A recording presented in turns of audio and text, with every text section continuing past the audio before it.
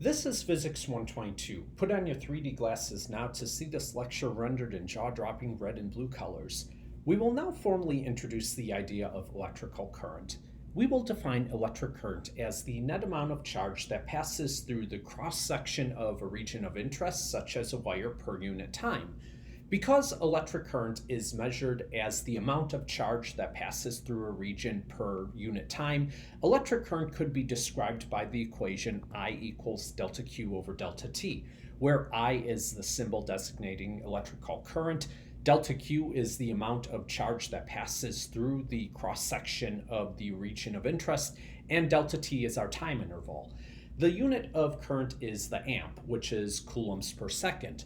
Therefore, if I were to say that each second 0.002 coulombs of charge move through that cross-section of wire, then I would say the current through the wire is 0.002 amps, or 2 milliamps. In the real world, electrons are the charged particles that move through a conductor when we have a flow of electrical current. However, as we discussed, for historical reasons, we may think of current as a flow of positive charges. To demonstrate this idea, imagine you have an electrically neutral wire. If a whole bunch of electrons move to the left side of the wire, then we would be left with a situation where the right side of the wire contains more positive charge and the left side of the wire contains more negative charge. However, if we were to imagine that a whole bunch of positive charges move to the right side of the wire, we would still end up at the same result, where the right side of the wire contains more positive charge and the left side of the wire contains more negative charge. So how might we create a situation where charges can flow through a conductor? As a first guess, we might recall Gauss's law and the discussion of excess charge placed on a conductor will eventually come to reside on the surface of the conductor. That discussion, as it turns out, will not apply to what we consider here. The reason for that is, in that discussion, we assume that all of our charges are at rest. Now we are considering charges that are moving. So charges can be on the outer surface of the conductor, and charges that are flowing through the conductor could also be inside the conductor. To understand how we could create a situation where charges flow through a conductor, let's recall the electron C model. The microscopic picture of a metal was described as a lattice of positively charged ions surrounded by a sea of electrons that move isotropically. In other words, we have a regular arrangement of positively charged atoms that are locked in place, and electrons flow between these atoms, eventually colliding with them and bouncing off in a new direction. In the picture as we described it right now, there is zero net movement of charge. Even though the electrons are moving around, they are moving evenly in every direction. So for every 10 billion electrons that move to the left, we have 10 billion electrons that move to the right. However, if we were to set up an electric field inside the conductor, then the charged particles in the conductor will feel a force because of F equals QE. The positively charged atoms in the lattice will not be significantly affected by this force because we assume those atoms are locked in place. The electrons that flow between these atoms, however, will feel a force, and this will affect their motion overall. Now, these electrons that flow between the lattice ions are moving very fast, and they are going to be bouncing off the lattice ions, so the electrons in the electron C will still be moving in every direction, but due to this force, there is now a preferred direction for the motion of these C electrons. If the electrons are moving in the same direction that the force pushes them, then this force will cause them to move a little bit faster. And if the electrons are moving in a direction opposite the direction of the force, then that force will cause them to move a little bit slower until they collide with a lattice ion and move off in a new direction.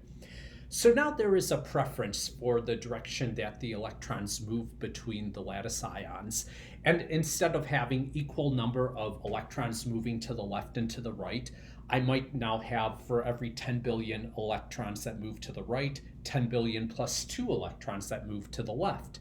This slight excess in the motion of charges in a certain direction is the electric current. Now, as a thought experiment, imagine that you have a conductor such as a wire. What factors do you think would affect the current that can flow through a wire? In other words, what factors might affect the amount of charge that can pass through a cross-section of this wire in a given interval of time? Pause the video and think about it. When you come back, we will discuss 3 factors that affect the amount of current that can flow through a conductor. One factor that affects the ability of charges to flow through a conductor is the geometry of the conductor. If you imagine you have a wire with a very large cross-sectional area, then there will be many possible locations for electrons to pass through that cross-section when moving from one side of the wire to the other. On the other hand, imagine you had a circuit and you need to connect 2 parts of that circuit with a wire. If you were to choose a wire that is very thin, then the electrons trying to pass from one side of the circuit to the other would essentially become bottlenecked due to that wire's very low cross-sectional area. Another factor that affects the ability of charges to flow through a conductor is the material that the conductor is made out of. Different types of metal will have a different structure to their lattice and also different size atoms that make up the lattice. Both of these factors will affect the probability that the electrons in the electron sea scatter off the ions. Another way that the material with which a conductor is made out of affects its ability to allow charge to flow through it comes from the fact that different types of metals will have a different number of electrons in the electron sea. In some metals, the lattice ions have a charge of +1, and for each ion in the lattice, there will be 1 electron in the electron sea. However, in other types of metals, the lattice ions will have a charge of +2 or +3. And in these other types of metals, there will be 2 or 3 electrons in the electron sea for each atom in the lattice, because overall the metal is electrically neutral. A third factor that affects the ability of charges to flow through a conductor is the temperature of the conductor.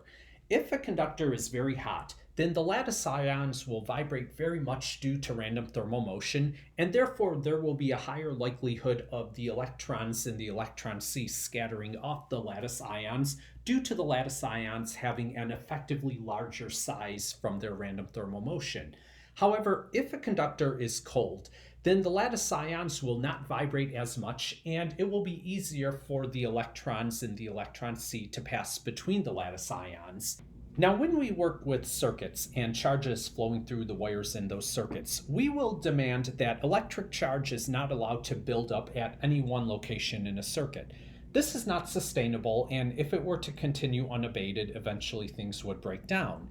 We could formalize this idea by demanding that if some wires meet at a junction, then the current entering the junction must be equal to the current exiting the junction. As an example, let us consider a junction of 5 wires. We will say there are 3 currents entering the junction that I call I1, I2, and I3, and there are 2 currents exiting the junction that I call I4 and I5.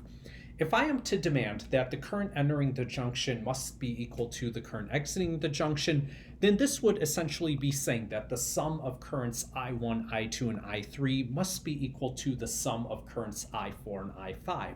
The current entering the junction must be equal to the current exiting the junction. I could generalize this idea to any junction by saying that the total amount of current entering the junction, in other words, the sum of all the currents entering a junction, must be equal to the total or sum of all the currents exiting the junction.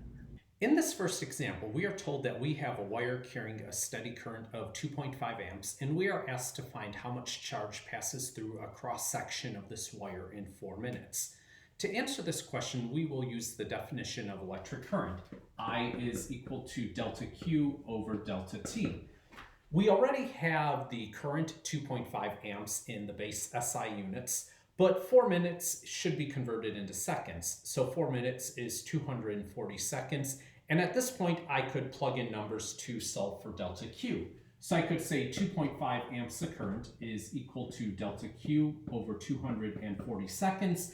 And when we put this through a calculator, we find that the amount of charge that passes through a cross-section of this wire in 4 minutes is going to be 600 coulombs of charge. In the second part of this problem, we are asked how many electrons pass through this cross-section in 4 minutes.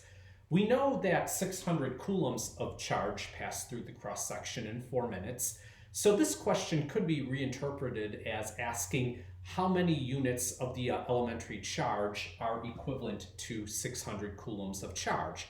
because we know each electron contains 1 unit of the elementary charge. So this will just be a conversion. I could say 600 coulombs multiplied by 1 unit of the elementary charge per 1.6 times 10 to the negative 19 coulombs. Then I'll cancel out coulombs and coulombs.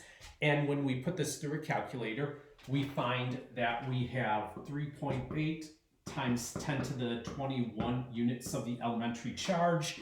And therefore, this will be the number of electrons that pass through our cross-sectional area in 4 minutes.